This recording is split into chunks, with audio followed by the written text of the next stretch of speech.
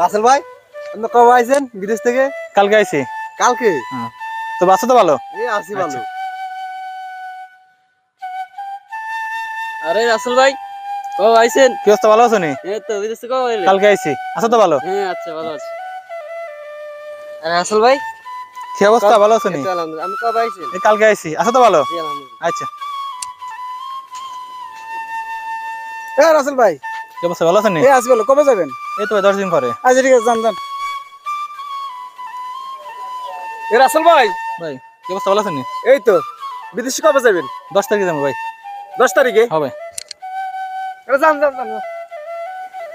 কিরে কাকা? সালাম কাকা, ভালো আছেন নি? ওয়ালাইকুম আসসালাম। ভালো। কবে যাবি? এই তো কাকা 10 তারিখে চলে যাবো। 10 তারিখে যাবি? হ্যাঁ কাকা। যা যা যা। কাকা আচ্ছা খারাপ আছে কাকা, আমরা বিদেশিরা দেশে আইলে শুধু দুইটা কথাই মানুষের জিগায়, কবে আইছত, কবে আইছত, কবে আইছত। লাস্ট কথা কবে যাবি, কবে যাবি, কবে যাবি।